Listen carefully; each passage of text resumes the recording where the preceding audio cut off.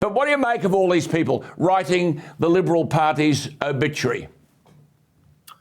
Well, look, history is littered with examples of the distinguished intellectuals and prominent media journalists writing the Liberal Party off after they lose power.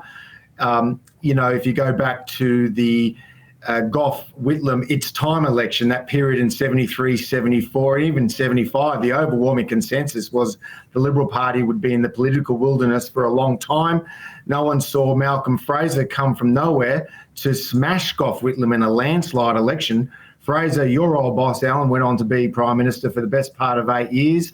Of course, after the fifth consecutive election lost to Labor in 1993, distinguished intellectuals, even politicians like Chris Puplik, were saying the Liberal Party was over, it was finished because it was too conservative.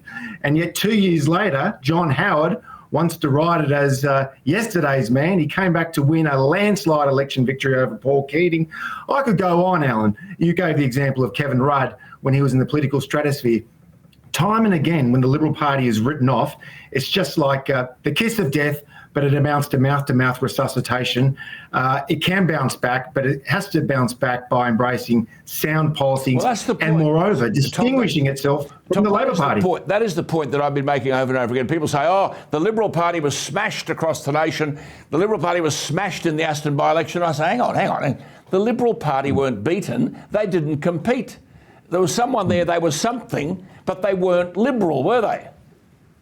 I think that's exactly right, Alan. And if you look at Malcolm Fraser in 1975, John Howard in 1996, Tony Abbott in 2013, they were centre-right Liberal parties. They weren't wet, mushy Liberal leaders. They weren't cowardly, ideological, rudderless leaders in the thrall of fashionable orthodoxies. Those types just meld into the media mind meld and they go away. They don't make an impact. You've got to distinguish yourself in politics.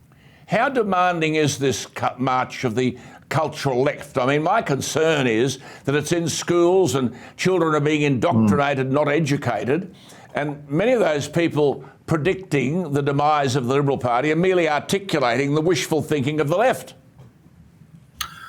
Well, look, I reflect the views of John Howard when he says he would like occasionally for any member of Parliament, but particularly the Liberal Party, which is supposed to be the custodian of the centre-right tradition in this country, for them to more vigorously defend, Western tradition of freedom of expression, call out the corporates for pretending to be social activists. Yes.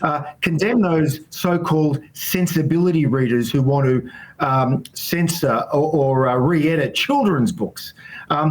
Respect trans people by all means, but oppose the extreme gender activists who have hijacked these issues to cancel women.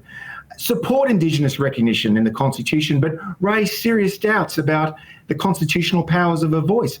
I don't know if there are many people in the Liberal Party doing that these days.